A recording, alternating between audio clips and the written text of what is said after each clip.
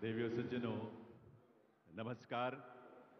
पावन प्रदेश हरियाणा की ऐतिहासिक नगरी हिसार के महाराजा अग्रसेन अंतर्राष्ट्रीय हवाई अड्डा परिसर में आयोजित इस समारोह में हार्दिक स्वागत अभिनंदन। देश के यशस्वी प्रधानमंत्री, दुनिया के सर्वाधिक लोकप्रिय नेता और विकसित भारत के शिल्पी माननीय श्री नरेंद्र मोदी जी का आप सबके करतल ध्वनि के साथ, ऊर्जा और उल्लास से भरी करतल ध्वनि के साथ प्रधानमंत्री महोदय का वंदन अभिनंदन। इस अवसर पर मंच पर गरिमामयी उपस्थिति है हरियाणा के माननीय मुख्यमंत्री श्री नायब सिंह सैनी जी का, उनका भी हार्दिक स्वागत अभिनंदन है। साथ ही उपस्थित है केंद्रीय नागरिक विमानन मंत्रालय में राज्य मंत्री श्री मुरलीधर मोहोल जी, हरियाणा सरकार में माननीय मंत्री श्री विपुल गोयल जी, कृष्ण कुमार बेदी जी और रणवीर गंगवा जी, माननीय सांसद धर्मवीर जी, सुभाष बराला जी, किरण चौधरी जी और भारतीय जनता पार्टी के प्रदेश अध्यक्ष मोहनलाल बाडोली जी, आप सभी का और दर्शक दीर्घा में विशाल संख्या में बैठे हुए आप सभी का हार्दिक स्वागत अभिनंदन वंदन आप सभी का। देवियों सज्जनों, मैं निवेदन करूंगा माननीय मुख्यमंत्री श्री नायब सिंह सैनी जी से कि वे प्रदेशवासियों की ओर से माननीय प्रधानमंत्री महोदय का स्वागत अभिनंदन करें और सबसे पहले प्रधानमंत्री जी को हमारे किसानों की मेहनत का फल, तैयार गेहूं की सुनहरी बालियों का गुच्छा और उसमें कमल के फूल जो हमारी आस्था का, आध्यात्मिकता का प्रतीक है, भेंट करके उनका स्वागत अभिनंदन करें। मुख्यमंत्री महोदय से मैं पुनः निवेदन करूंगा, अब माननीय प्रधानमंत्री महोदय को पगड़ी और शॉल भेंट कर उनका अभिनंदन करें आपके करतल ध्वनि के साथ। हरियाणा की यह पगड़ी अतिथि के प्रति हमारे सर्वोच्च सम्मान का प्रतीक है। देवियों सज्जनों, और हम सब उसी भाव के साथ प्रधानमंत्री महोदय का स्वागत अभिनंदन कर रहे हैं और साथ ही शॉल जो मुख्यमंत्री महोदय भेंट करने जा रहे हैं प्रधानमंत्री महोदय को, वो शॉल हमारे प्रदेशवासियों की ओर से स्नेह, प्रधानमंत्री महोदय के प्रति कृतज्ञता का भाव, प्रधानमंत्री महोदय के प्रति उसकी अभिव्यक्ति। अब मैं निवेदन करूंगा भारतीय जनता पार्टी के प्रदेश अध्यक्ष मोहनलाल बाडोली जी से कि वे प्रधानमंत्री महोदय को बाबा साहेब की प्रतिमा भेंट करें। करतल ध्वनि, तालियों की आवाज तो आप सबकी तरफ से आते रहनी चाहिए। और अब अनुरोध हरियाणा सरकार में सामाजिक न्याय और अधिकारिता मंत्री श्री कृष्ण कुमार बेदी जी से, वे प्रधानमंत्री महोदय को एक स्मृति चिन्ह भेंट करें।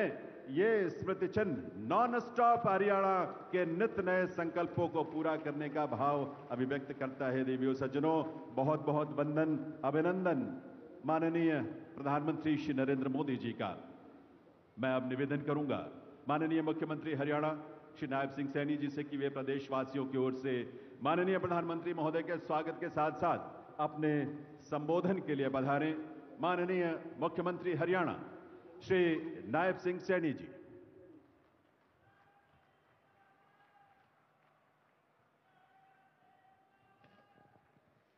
भारत माता की, भारत माता की। आज हम सब के लिए ये बहुत ही सौभाग्य का दिन है।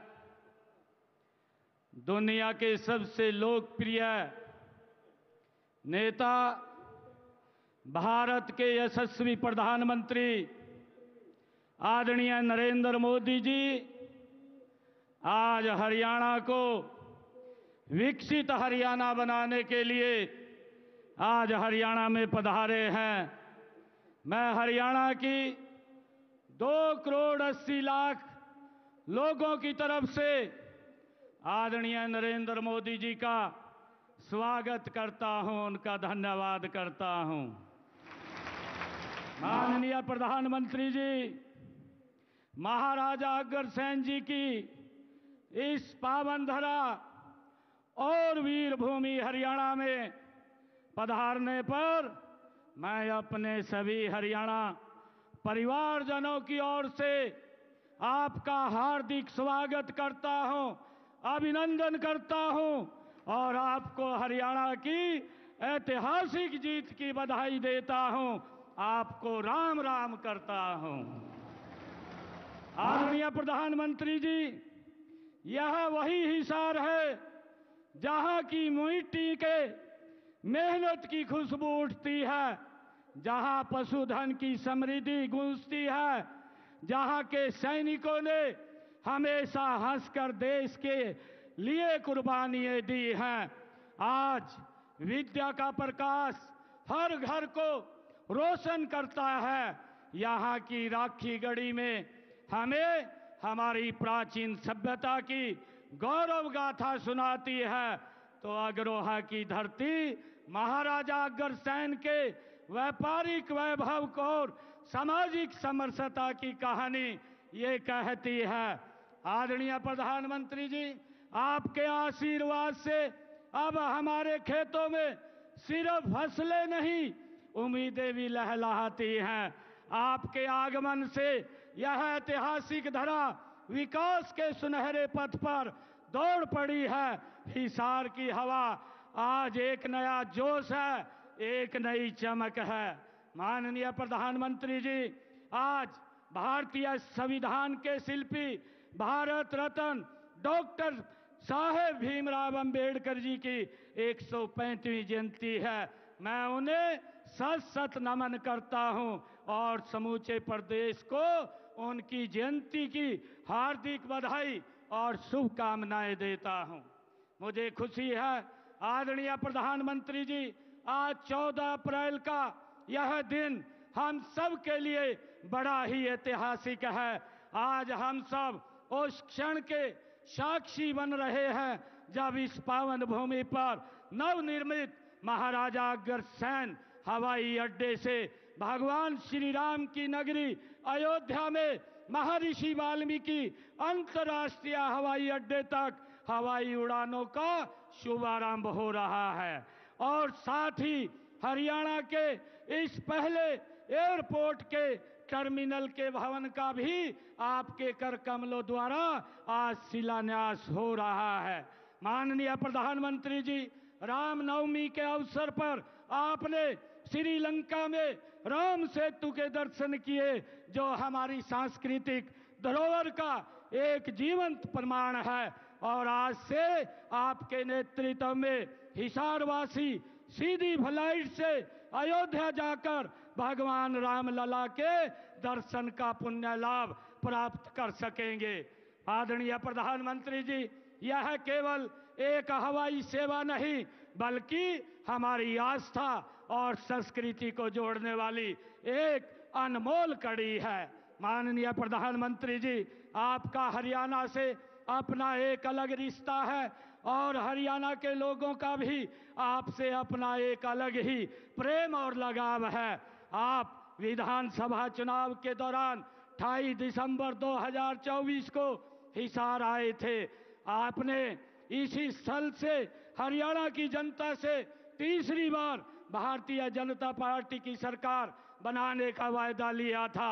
माननीय प्रधानमंत्री जी, मुझे आज यह कहते हुए गर्व महसूस हो रहा है कि हरियाणा के लोगों ने आपसे किया हुआ अपना वायदा पूरा कर दिया है।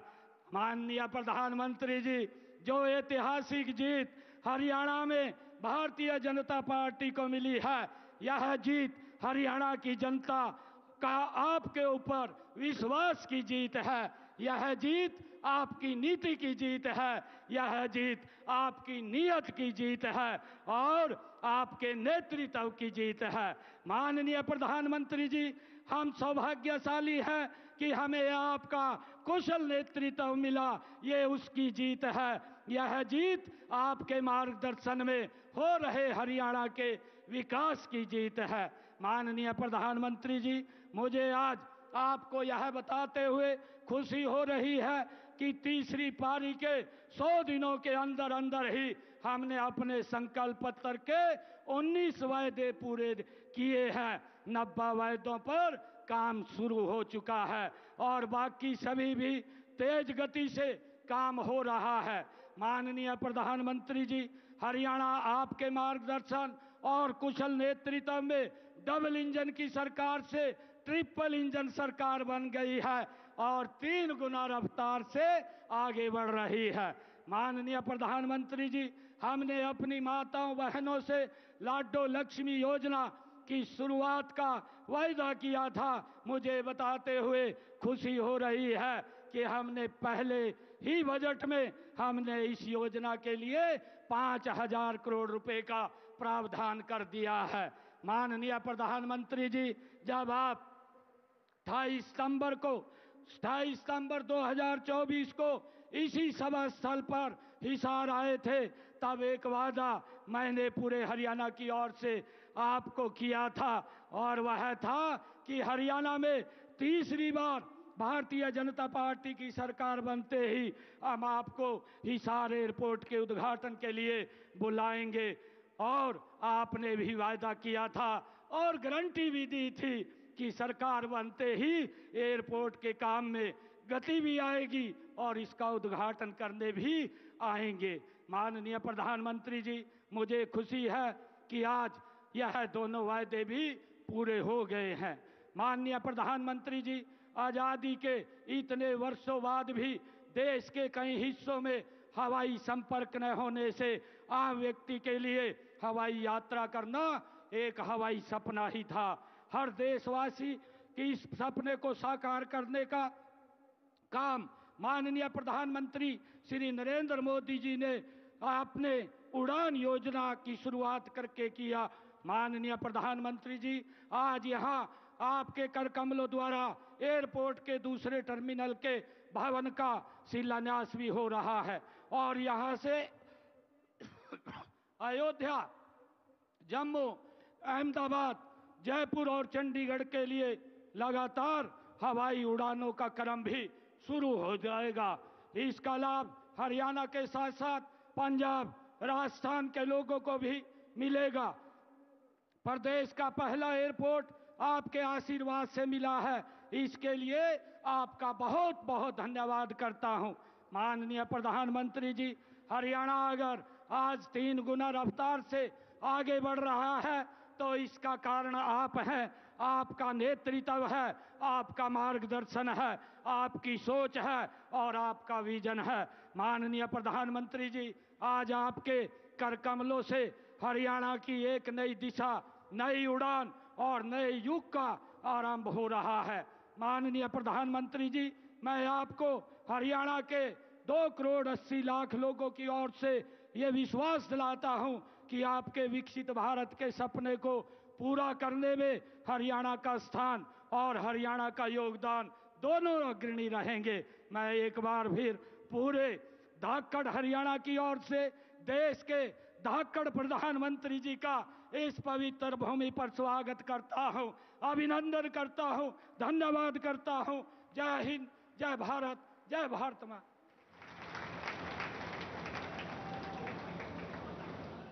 बहुत बहुत आभार माननीय मुख्यमंत्री महोदय का।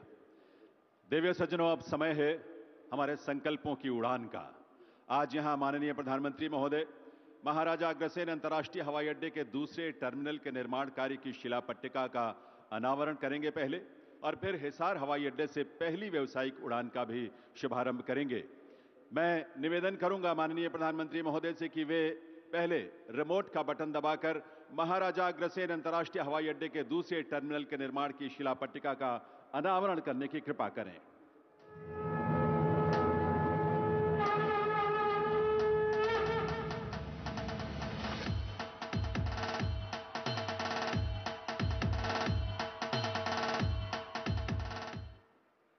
और माननीय प्रधानमंत्री महोदय हिसार हवाई अड्डे से पहली व्यावसायिक उड़ान का भी शुभारंभ करेंगे रिमोट का बटन दबाकर।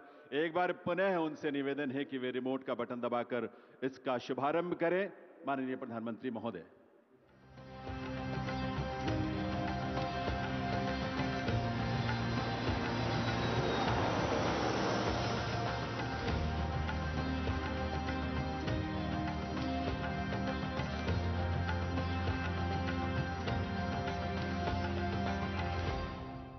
देवीय सज्जनों, आप सबको हृदय से बधाई इस उड़ान की, संकल्पों के इस नए उड़ान की। और ये दृश्य आपके सामने हमारे इस एयरपोर्ट के उस रनवे का है जहां से पहली व्यावसायिक उड़ान जो है वो टेक ऑफ करने वाली है, उसकी शुरुआत हो रही है।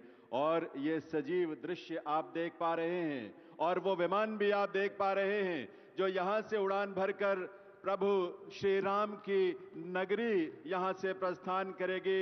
महर्षि वाल्मीकि अंतर्राष्ट्रीय हवाई अड्डा अयोध्या धाम के लिए जो रवाना हो रही है करतल ध्वनि के साथ। आइए अपनी शुभकामनाएं दें और अपनी तरफ से बधाई भी सभी प्रदेशवासियों को, देश के लोगों को। ये उड़ान जो आपके सामने अब एक नए संकल्प के साथ आसमान छूने के लिए, आसमान की ऊंचाइयों को छूने के लिए आगे बढ़ चुकी है। बहुत बहुत आभार माननीय प्रधानमंत्री महोदय का इस उड़ान के लिए, इस सौगात के लिए। आज के विशेष दिन पर ये उड़ान को लेकर एक शुरुआत है जो भविष्य में और भी विस्तार पाएगा। संकल्पों की इस उड़ान पर आधारित एक फिल्म हमने तैयार की है जिसमें हिसार के इस महाराजा अग्रसेन अंतर्राष्ट्रीय हवाई अड्डे के नए स्वरूप की झलक आपको नजर आएगी। आइए देखते हैं ये फिल्म। हरियाणा का दिल हिसार, जहां इतिहास की गूंज हवाओं में तैरती है और भविष्य की उड़ान तैयार है। प्रधानमंत्री श्री नरेंद्र मोदी जी की गति शक्ति योजना के तहत हिसार अब हवाई नक्शे पर नई ऊंचाइयां छुएगा। आज माननीय प्रधानमंत्री जी ने महाराजा अग्रसेन हवाई अड्डे से अयोध्या के लिए पहली उड़ान को अपने शुभ कर कमलों से रवाना किया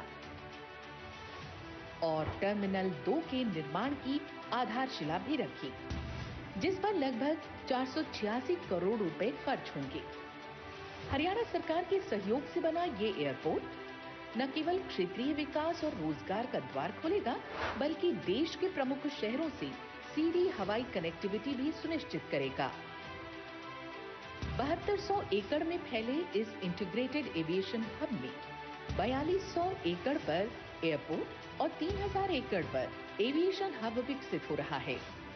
3000 मीटर लंबा रनवे हर मौसम और हर समय उड़ानों के लिए तैयार है। ATR 72 से लेकर एयरबस 320 तक की उड़ानों के संचालन के लिए भी सक्षम। हरियाणा का ये एयरपोर्ट हर साल 21 लाख यात्रियों को संभाल सकेगा। शुरुआती उड़ानों में अयोध्या, जम्मू, जयपुर, अहमदाबाद और चंडीगढ़ को जोड़ा जा रहा है। व्यापार, पर्यटन और औद्योगिक विकास को नई रफ्तार देने के लिए हिसार हवाई अड्डा, जहां सपनों की डोर अब सीधे जुड़ती है आसमान से।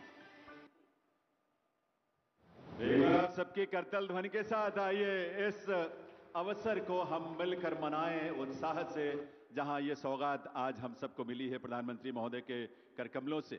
देवी सज्जनों, माननीय प्रधानमंत्री महोदय की प्रेरणा और उनके मार्गदर्शन में हरियाणा प्रदेश ने बीते 10 वर्षों में विकास और सुशासन के नए प्रतिमान स्थापित किए हैं। 10 वर्षों की इस यात्रा पर आधारित एक लघु फिल्म है जो हमने तैयार की है। आइए देखते हैं ये फिल्म। 2014 देश ने एक बड़ा बदलाव देखा। मैं नरेंद्र दामोदर दास मोदी प्रधानमंत्री नरेंद्र मोदी जी ने देश की कमान संभाली और अपने कड़े और बड़े फैसलों से देश को एक नई दिशा दी। पर हरियाणा में भी था भेदभाव, क्षेत्रवाद का बोलबाला। अगर पारदर्शिता भी थी तो सिर्फ बातों और दावों में। ऐसे कठिन समय में हरियाणा ने मोदी जी का साथ चुना और फिर हुआ हरियाणा में एक नए दौर का उदय। हरियाणा अद्भुत संभावनाओं का राज्य है। डबल इंजन सरकार आपके लिए विकसित हरियाणा बनाने में जुटी है। मोदी जी के इस विजन को मिशन बनाया हरियाणा सरकार ने। राज्य की नीतियां, निर्णय और सरकार द्वारा लोगों के लिए प्रयास सुशासन की डोर में बंधे। अंतिम छोर तक हरियाणा सरकार पहुंची। ध्येय सिर्फ सेवा रहा और मिशन विकास। आदरणीय प्रधानमंत्री नरेंद्र मोदी जी का जो शब्द है, सबका साथ, सबका विकास और सबका प्रयास, उसको लेकर के हमारी सरकार निरंतर काम कर रही है। हरियाणा ने लोगों को गरीबी से बाहर लाने का संकल्प सिर्फ कागजों पर नहीं, जमीन पर उतारा। और जहां एक ओर हरियाणा देश का पहला राज्य बना जिसने गरीबी रेखा की आय सीमा को बढ़ाकर 1,80,000 रुपए कर दिया, वहीं दूसरी ओर पारदर्शिता, विश्वास और निष्पक्षता, इन नीतियों ने नए हरियाणा की नींव रखी। आज 60 विभागों की 819 सेवाएं ऑनलाइन मिल रही हैं। साथ ही हरियाणा परिवार पहचान पत्र जारी करने वाला देश का पहला राज्य है। इससे 52 लाख परिवारों को योजनाओं का लाभ मिल रहा है और वो भी घर बैठे। पिछले 10 वर्षों में हरियाणा ने कई बड़ी उपलब्धियां हासिल की हैं, जिससे हरियाणा बना पढ़ी लिखी पंचायतों वाला देश का सबसे पहला राज्य।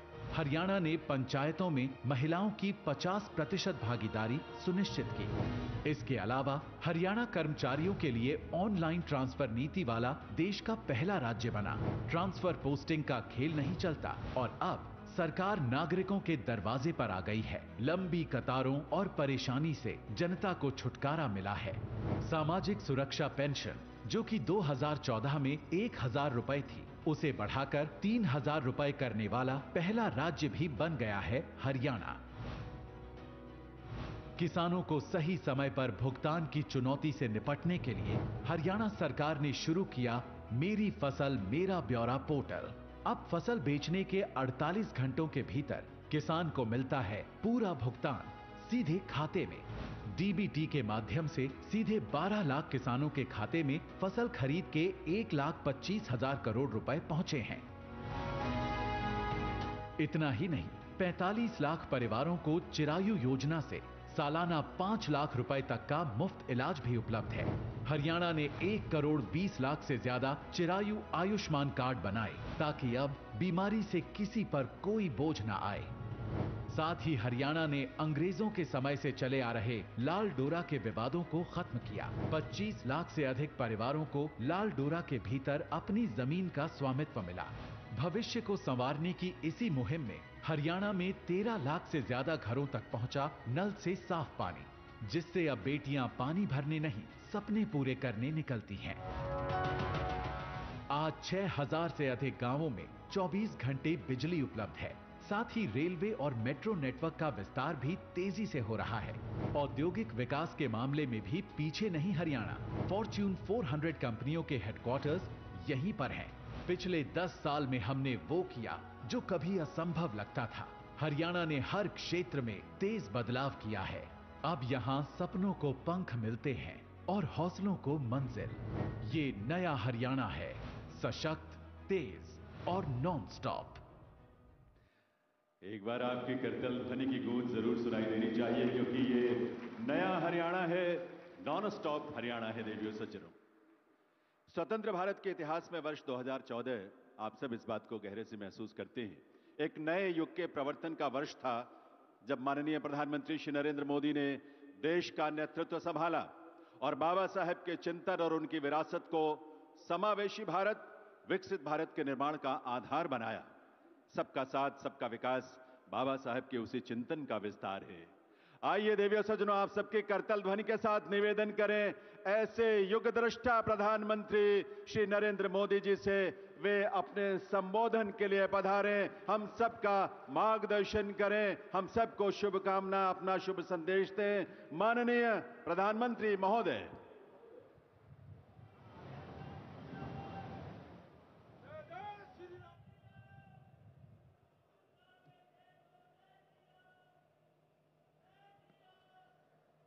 मैं कहूंगा, बाबा साहब आंबेडकर, आप सब 2 बार बोलिए, अमर रहे, अमर रहे। बाबा साहब आंबेडकर, बाबा साहब आंबेडकर, बाबा साहब आंबेडकर। हरियाणा के मुख्यमंत्री श्रीमान नायब सिंह सैनी जी, केंद्रीय मंत्रिमंडल के मेरे साथी श्रीमान मुरलीधर मोहोल जी, हरियाणा सरकार के सभी मंत्रीगण, सांसद और विधायकगण और मेरे प्यारे भाई और बहनों, मारे हरियाणा के धाकड़ लोगों ने राम राम।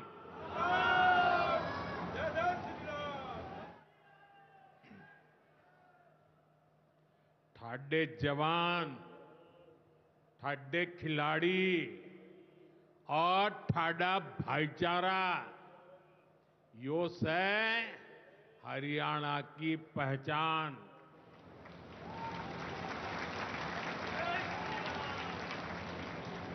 लावणी के इस अति व्यस्त समय में आप इतनी विशाल संख्या में हमें आशीर्वाद देने पहुंचे हैं। मैं आप सभी जनता जनार्दन का अभिनंदन करता हूं। गुरु जंबेश्वर, महाराजा अग्रसेन और अग्रोहा धाम को भी श्रद्धापूर्वक नमन करता हूं। साथियों,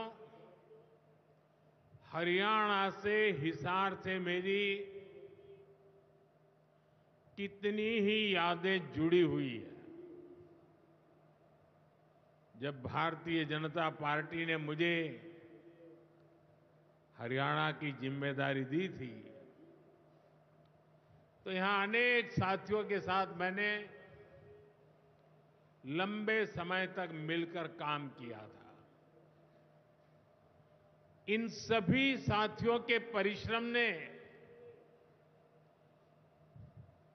भारतीय जनता पार्टी की हरियाणा में नींव को मजबूत किया है।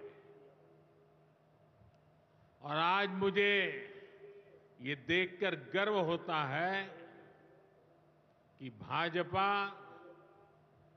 विकसित हरियाणा, विकसित भारत के लक्ष्य को लेकर पूरी गंभीरता से काम कर रहा है। साथियों, आज का दिन हम सभी के लिए, पूरे देश के लिए और खास करके दलित, पीड़ित, वंचित, शोषित, उन सब के लिए बहुत महत्वपूर्ण दिवस है। उनके जीवन में तो दूसरी दिवाली होती है। आज संविधान निर्माता बाबा साहब आंबेडकर की जयंती है। उनका जीवन, उनका संघर्ष, उनका जीवन संदेश हमारी सरकार की 11 साल की यात्रा का प्रेरणा स्तंभ बना है। हर दिन, हर फैसला, हर नीति बाबा साहब आंबेडकर को समर्पित है। वंचित, पीड़ित, शोषित, गरीब, आदिवासी, महिलाएं, इनके जीवन में बदलाव लाना, इनके सपनों को पूरा करना, ये हमारा मकसद है।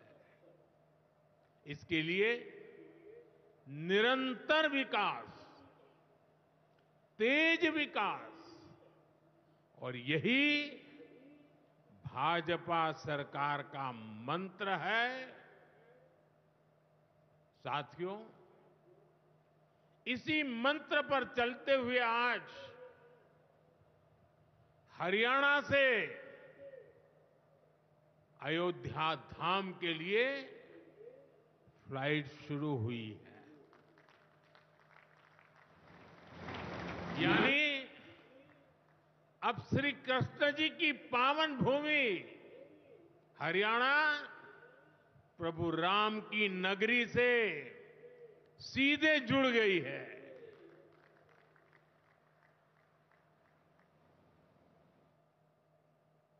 अग्रसेन हवाई अड्डे से वाल्मीकि हवाई अड्डे आज सीधी उड़ान भरी जा रही है।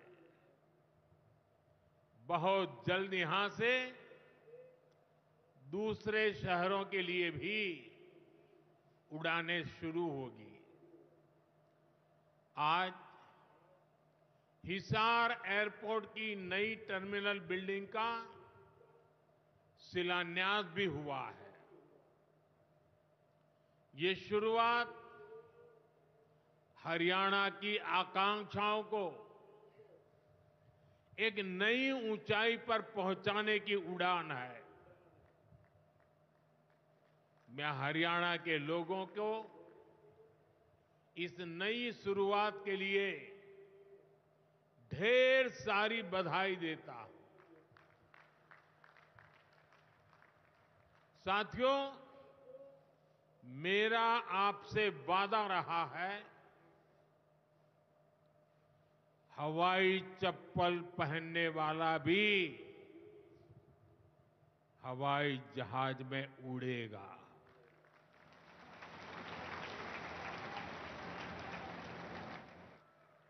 और ये वायदा हम देश में चारों तरफ पूरा होता देख रहे हैं। बीते 10 सालों में करोड़ों भारतीयों ने जीवन में पहली बार हवाई सफर की है। हमने वहां भी नए एयरपोर्ट बनाए,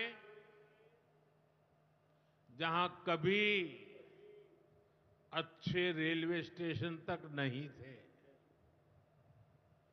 2014 से पहले देश में 74 एयरपोर्ट थे। सोचिए, 70 साल में 74। आज देश में एयरपोर्ट की संख्या 150 के पार हो गई है।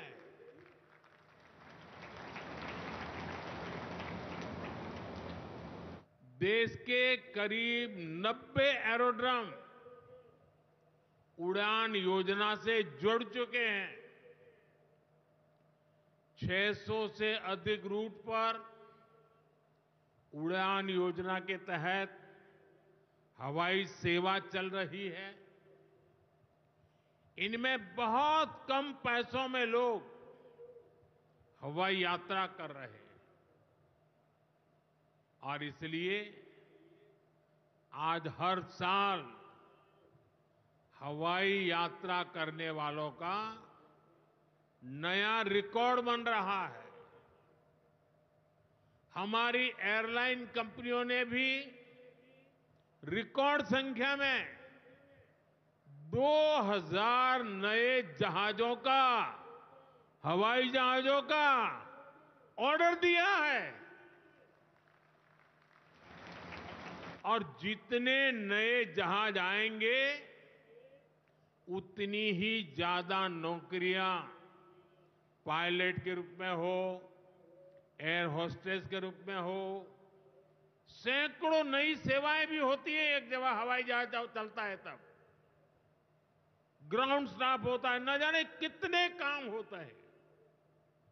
ऐसी अनेक सेवाओं के लिए नौजवानों को रोजगार के अवसर मिलेंगे। इतना ही नहीं, हवाई जहाज के मेंटेनेंस से जुड़ा एक बड़ा सेक्टर भी अनगिनत रोजगार बनाएगा। हिसार का ये एयरपोर्ट भी हरियाणा के नौजवानों के सपनों को नई ऊंचाई देगा। साथियों, हमारी सरकार एक तरफ कनेक्टिविटी पर बल दे रही है, दूसरी तरफ गरीब कल्याण और सामाजिक न्याय भी सुनिश्चित कर रही है। और यही तो बाबा साहब आंबेडकर का सपना था। हमारे संविधान निर्माताओं की यही आकांक्षा थी। देश के लिए मरने मिटने वालों का भी यही सपना था। लेकिन हमें ये कभी भूलना नहीं है कि कांग्रेस ने बाबा साहब आंबेडकर के साथ क्या किया। जब तक बाबा साहब जीवित थे, कांग्रेस ने उन्हें अपमानित किया। दो बार उन्हें चुनाव हरवाया। कांग्रेस की पूरी सरकार उनको उखाड़ फेंकने में लगी थी। उनको सिस्टम से बाहर रखने की साजिश की गई। जब बाबा साहब हमारे बीच नहीं रहे तो कांग्रेस ने उनकी याद तक मिटाने की कोशिश की। कांग्रेस ने बाबा साहब के विचारों को भी हमेशा के लिए खत्म कर देना चाहा। डॉक्टर अंबेडकर संविधान के संरक्षक थे। कांग्रेस संविधान की भक्षक बन गई है। डॉक्टर अंबेडकर समानता लाना चाहते थे, लेकिन कांग्रेस ने देश में वोट बैंक का वायरस फैला दिया। साथियों, बाबा साहब चाहते थे कि हर गरीब, हर वंचित गरिमा से जी सके, सर ऊंचा करके जिए, वो भी सपने देखें, अपने सपने पूरे कर सके। लेकिन कांग्रेस ने एससी, एसटी, ओबीसी को सेकंड क्लास सिटीजन बना दिया। कांग्रेस के लंबे शासनकाल में कांग्रेस के नेताओं के घर में स्विमिंग पूल तक पानी पहुंच गया,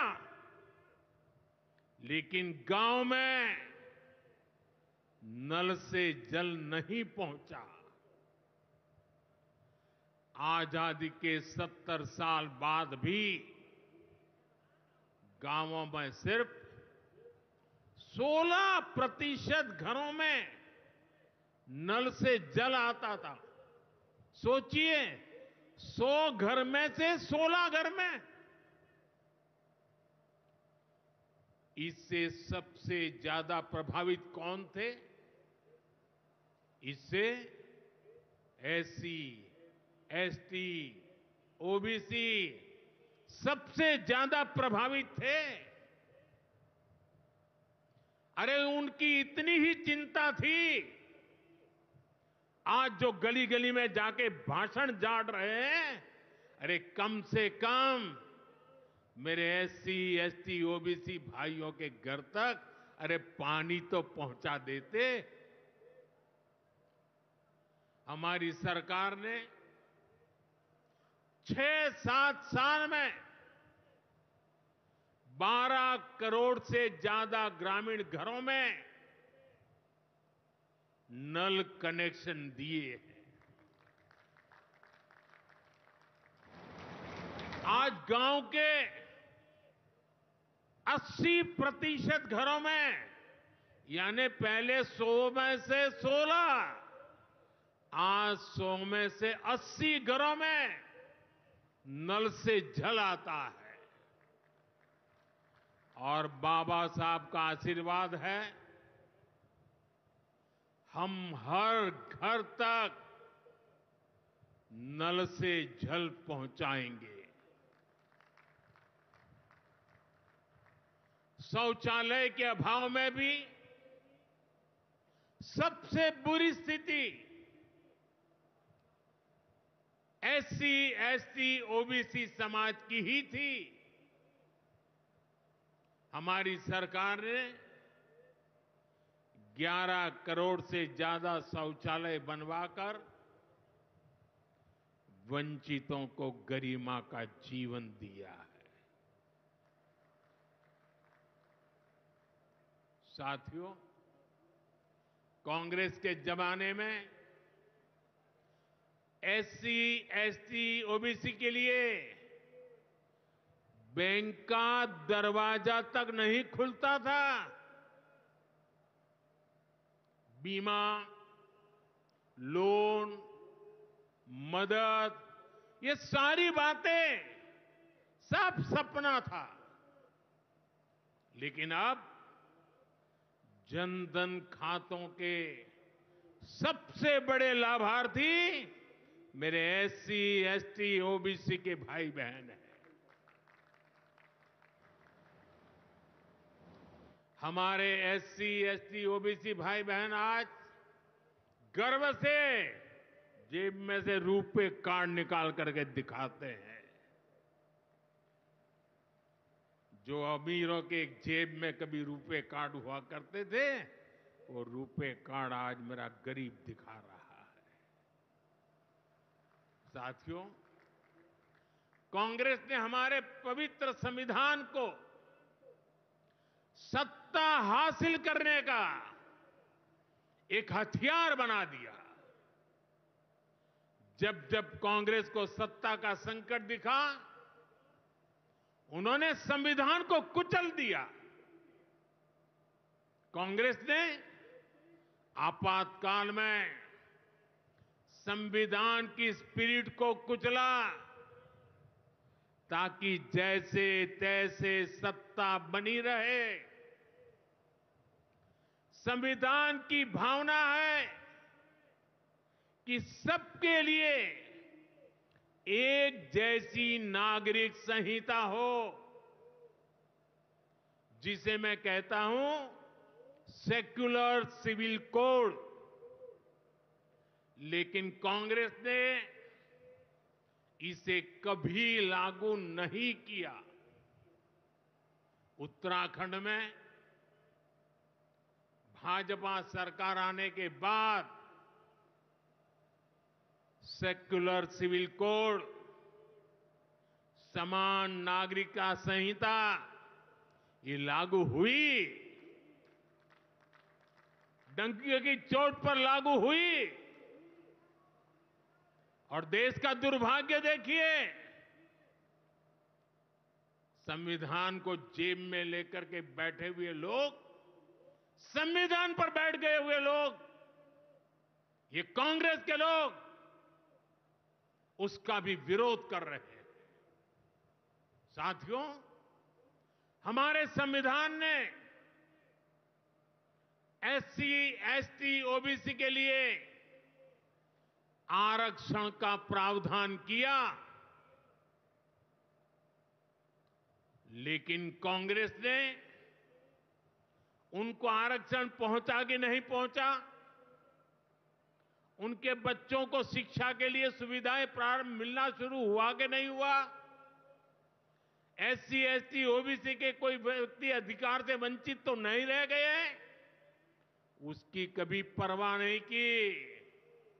लेकिन राजनीतिक खेल खेलने के लिए कांग्रेस ने बाबा साहब आंबेडकर ने जो सपना देखा था, सामाजिक न्याय के लिए संविधान में जो व्यवस्था की थी, उसको भी पीठ में छुरा भोंककर उस संविधान के उस प्रावधान को तुष्टीकरण का माध्यम बना दिया। अभी आपने भी समाचारों में सुना होगा, कर्नाटका की कांग्रेस सरकार ने टेंडर में भी अब एससी, एसटी, ओबीसी के अधिकार छीन करके धर्म के आधार पर आरक्षण दे दिया। जबकि संविधान में बाबा साहब आम्बेडकर ने साफ साफ शब्दों में चर्चा में कहा था कि संविधान में कतई धर्म के आधार पर आरक्षण की व्यवस्था नहीं की जाएगी। और हमारे संविधान ने धर्म के आधार पर आरक्षण के लिए प्रतिबंध लगाया हुआ है। साथियों, कांग्रेस की तुष्टीकरण की इस नीति का बहुत बड़ा नुकसान मुस्लिम समाज को भी हुआ है। कांग्रेस ने सिर्फ कुछ कट्टरपंथियों को ही खुश किया है, बाकी समाज बेहाल रहा, अशिक्षित रहा, गरीब रहा। कांग्रेस की इस कुनीति का सबसे बड़ा प्रमाण वक्फ कानून है। देश आजाद होने के बाद 2013 तक वक्फ का कानून चलता था, लेकिन चुनाव जीतने के लिए, तुष्टीकरण की राजनीति के लिए, वोट बैंक की राजनीति के लिए 2013 के आखिर में, आखिरी सत्र में कांग्रेस ने इतने सालों तक चल रहे वक्फ के कानून में आनन फानन संशोधन कर दिया ताकि चुनाव में वोट पा सके। वोट बैंक को खुश करने के लिए इस कानून को ऐसा बना दिया कि बाबा साहब आम्बेडकर के संविधान की ऐसी की तैसी संविधान से ऊपर कर दिया। ये बाबा साहब का सबसे बड़ा अपमान का काम था।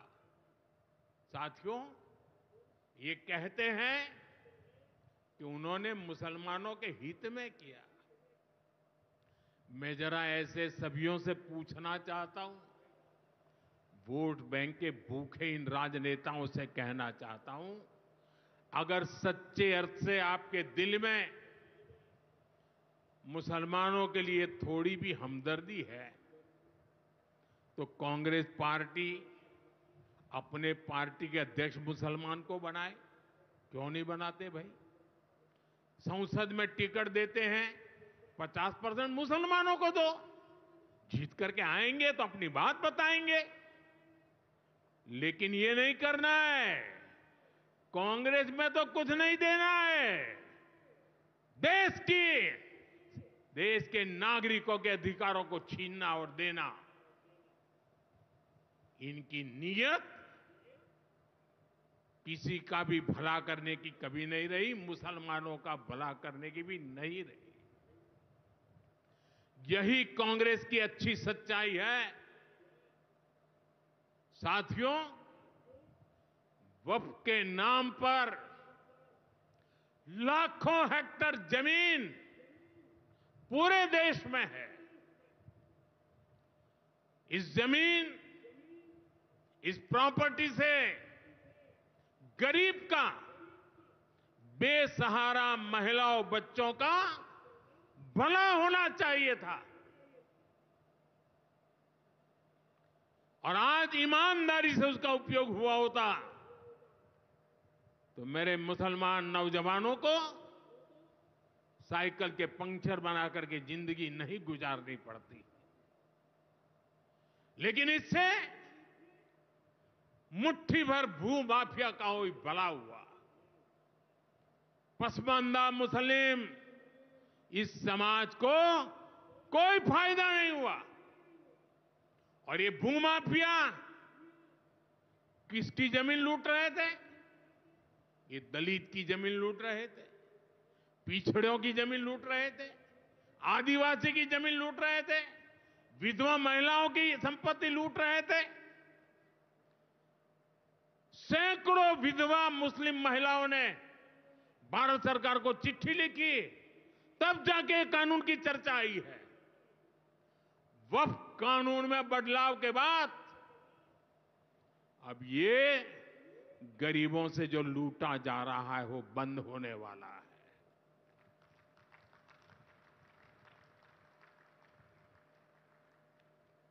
और सबसे बड़ी बात, हमने एक बहुत बड़ा जिम्मेदारीपूर्ण महत्वपूर्ण काम किया है। हमने इस वक्फ कानून में एक और प्रावधान किया है। अब नए कानून के तहत, वक्फ के कानून के तहत किसी भी आदिवासी की जमीन को हिंदुस्तान के किसी भी कोने में आदिवासी की जमीन को, उसके घर को, उसकी संपत्ति को एक वक्फ बोर्ड हाथ भी नहीं लगा पाएगा। ये आदिवासी के हितों की रक्षा करने का, संविधान की मर्यादाओं का पालन करने का हमने बहुत बड़ा काम किया है। नए प्रावधानों से वक्फ की भी पवित्र भावना का सम्मान होगा। मुस्लिम समाज के गरीब और पसमानदा परिवारों, मुस्लिम महिलाओं, खास करके मुस्लिम विधवाओं को, मुस्लिम बच्चों को उनका हक भी मिलेगा और भविष्य में उनका हक सुरक्षित रहेगा। और यही तो बाबा साहब आंबेडकर ने संविधान के स्पिरिट में हमें काम दिया हुआ है। यही असल स्पिरिट है, यही असली सामाजिक न्याय है। साथियों, हमारी सरकार ने 2014 के बाद बाबा साहब आंबेडकर की प्रेरणा को आने वाली पीढ़ियों तक पहुंचाने के लिए अनेक महत्वपूर्ण कदम उठाए। बाबा साहब देश और दुनिया में जहां जहां रहे, वे सभी स्थान उपेक्षित थे। जो संविधान के नाम पर अपनी राजनीतिक रोटी सेकने के लिए निकले हैं, उन्होंने बाबा साहब से जुड़े हुए हर स्थान का अपमान किया, इसे इतिहास से मिटाने का प्रयास किया। स्थिति ये थी कि मुंबई के इंदु मिल में बाबा साहब आंबेडकर का स्मारक बनाने के लिए भी देश भर में लोगों को आंदोलन करने पड़े। हमारी सरकार ने आते ही इंदु मिल के साथ साथ बाबा साहब आंबेडकर की महू की जन्मभूमि हो, बाबा साहब आंबेडकर जी की लंदन की शिक्षा भूमि हो, दिल्ली में उनकी महापरिनिर्वाण स्थली हो, या फिर नागपुर की दीक्षा भूमि हो, हमने सभी का विकास किया। इनको पंच तीर्थ के रूप में विकसित किया है। मेरा सौभाग्य है कि कुछ दिन पहले ही मुझे दीक्षा भूमि में जाकर, नागपुर जाकर बाबा साहब को नमन करने का अवसर मिला।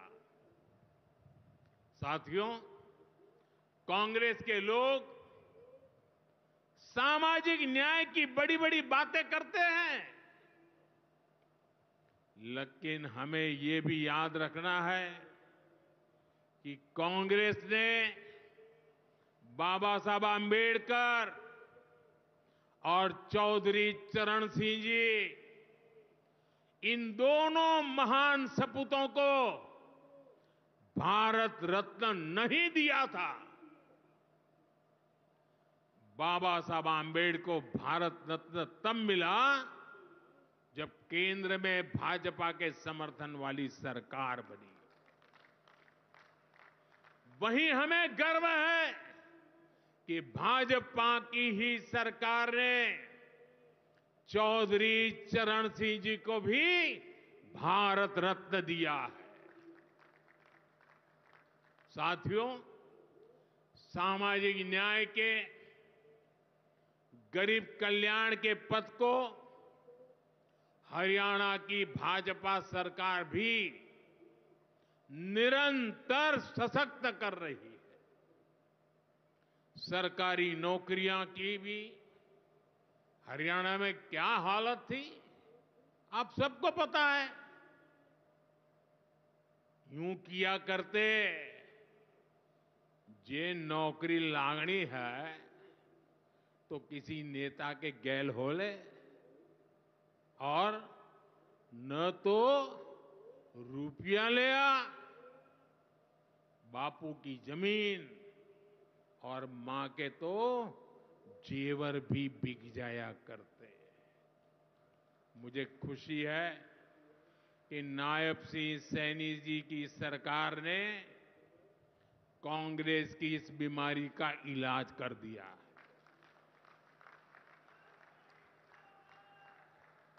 बिना खर्ची, बिना पर्ची के नौकरियां देने का जो ट्रैक रिकॉर्ड हरियाणा का है, वो अद्भुत है।